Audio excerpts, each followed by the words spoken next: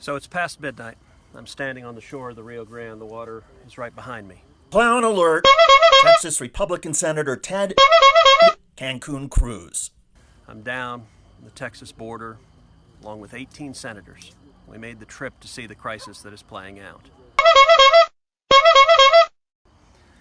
We're at the edge of the river. On the other side of the river is Mexico. Ted knows Mexico. The other side of the river, we have been listening to and seeing cartel members. Seeing cartel members. Oh, okay. And it's a national security crisis. And it's time for the Biden administration to put an end to it and stop sanctioning lawless chaos on our southern border.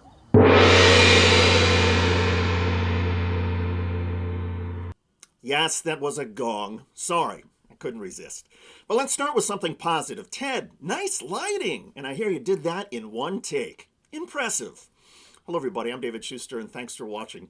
Republican Senator Ted Cruz posted his video from the U.S.-Mexico border on his social media platforms. He published it just a few hours after President Biden spoke about the border crisis during the White House press conference. The U.S. senators on the trip, all Republicans, said they wanted to see the scale of the crisis firsthand. As stunts go, this one was beyond absurd. Did any of the Republicans tell Cruz that him producing this video might not be such a great idea? If nobody spoke up, the Republicans are in even more trouble than previously thought. Cruz's video was like a bad Saturday Night Live sketch, or as some folks on social media have described it, the worst Netflix series ever. He went full commando and conflict documentarian on the banks of the Rio Grande. He was walking around with a vest like Bear Grylls. Grylls, at least, is entertaining. Cruz is just sad. And this approach would be silly even if he had not ditched Texas during a deadly winter storm this year for Cancun. But because of that trip, which Cruz himself later admitted was a mistake, he is literally the worst possible spokesman the GOP could have right now for anything involving Mexico. It would be like Donald Trump becoming a spokesperson for the Committee to Protect Journalists. It's insane. Now, on the merits of what's happening at the border. It is true that the number of unaccompanied children being encountered by officials has risen over the past month, but the rise, according to U.S. Customs and Border Protection, is about the same as the rise during February and March of 2019, a year before the coronavirus pandemic. Furthermore, when you look at the total number of people who tried to cross the border in February, just over 100,000, yes, it is a 28% increase from January, but that number, 28%, compares to a 31% increase from February regarding January in 2019.